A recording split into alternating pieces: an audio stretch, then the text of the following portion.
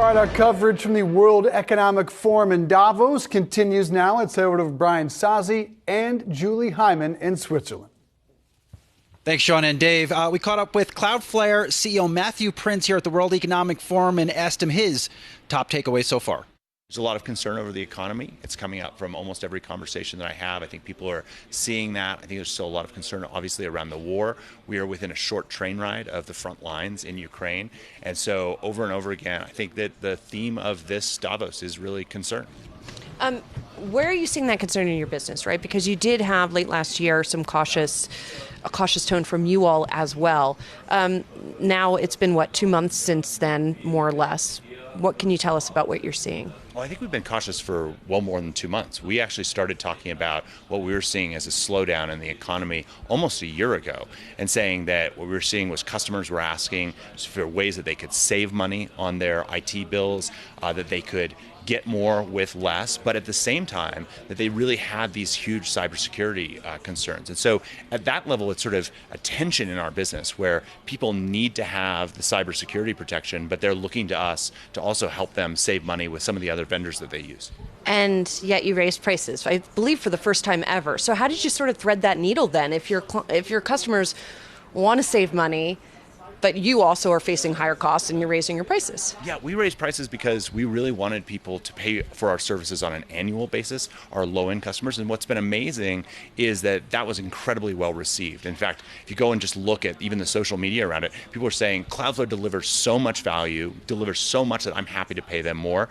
And I think that was actually really well received. And so I'm excited that our customers are so loyal to us. And like you mentioned, Matt, you do get a lot of credit on Wall Street for seeing that economic slowdown before a lot of others in your space. And now we're seeing a massive tech slowdown. Stock prices are under pressure. How much longer before the cycle plays out, or when do things start to improve a little bit?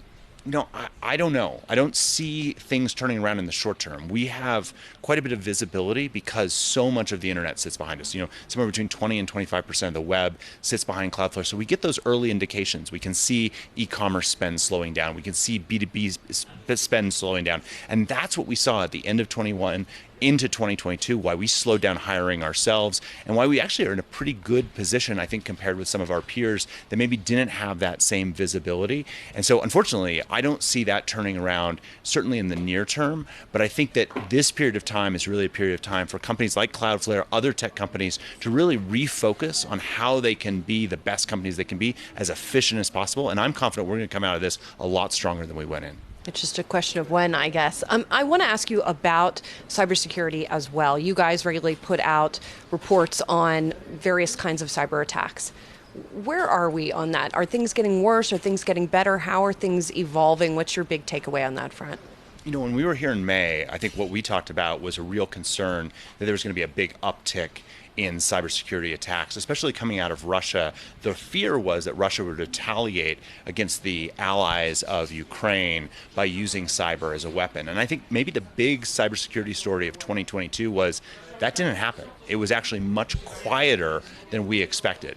And sorry, did it not happen because the defenses were good enough? Or did it not happen because they're so distracted with the ground war that they're not doing it as much as you would have expected? I think more the latter than the former, and some other really interesting things. A lot of the cyber gangs were actually made up of both Russians and Ukrainians, and they literally tore themselves apart, where an example of one called Conti, the Ukrainians actually released all their sort of secrets so that they couldn't do their hacking anymore. And so I think that's been a distraction, and unfortunately, towards the end of 2022, we started to see more attacks, those targeting Japan, those targeting Poland, Germany, the UK, looking at that infrastructure. And so I unfortunately think that while we were worried about this in May, and it's not the time to let our guards down, this is really still a shields up posture. And going into 2023, we're seeing more of those attacks. We're also seeing attacks by the North Koreans actually posing as Russians, sort of just taking advantage of the chaos that's going on and doing kind of mischief that's out there. So I think 2023 is going to be a lot of cyber attacks, and we're well prepared to make sure our clients are safe. We talked to the Klitschko brothers about what they're dealing with on the ground in Ukraine, just very powerful stories. But they did mention and remind everyone that Russia remains a very big risk, not just to Ukraine, but around the world. I mean, do you get the sense that Russia is gearing up for some form of large cyber attack? It's hard to know, what's going on inside of Russia. But what we're doing is making sure that, first of all, in Ukraine, we're offering our services to the Ukrainian government at no cost. We've been doing that since even before the invasion to make sure that they are hardened, that they can protect themselves. We're also helping make sure that images, messages, videos of what's going on the front lines and the atrocities that are going on can get out of Ukraine.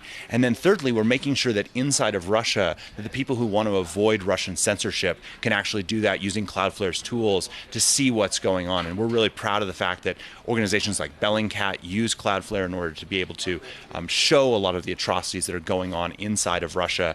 And we're going to continue to do that and continue to support the Ukrainian people. And I want to give you a little bit of credit before we let you go, Matt. Every year you close this event, Cloudflare, with a really great gathering of everyone here, great party atmosphere, but you're not doing that this year. And I see a lot of other folks here in tech still throwing these lavish parties. Take us behind that decision to just reel it in a little bit and be mindful of what's going on out in the world. You know, it just didn't seem like the right year to be celebrating. And I think when we see a lot of peer companies laying people off, when we see people in the tech industry really struggling, the idea of throwing in flying in a big performer, spending a ton of money on a lavish party didn't make a bunch of sense. And so we're still getting people together. We're doing something that's much more modest, and we're hopeful that by next year the economy will be recovered and we'll be able to do a big party again. But this year, I think it's time for us all to reflect, to all take stock of what we're doing, and to really be more efficient and be more mindful of, again, a lot of people that are going through some really, really hard times. Julia, it was really interesting what Matt said about the growing risk of Russia as a cyber threat. Didn't get a lot of attacks last year that we know of, but maybe gearing up for something big at some point this year. Yeah, definitely interesting. But he also said how opaque it is. It's really hard to predict. So we'll see what ends up happening.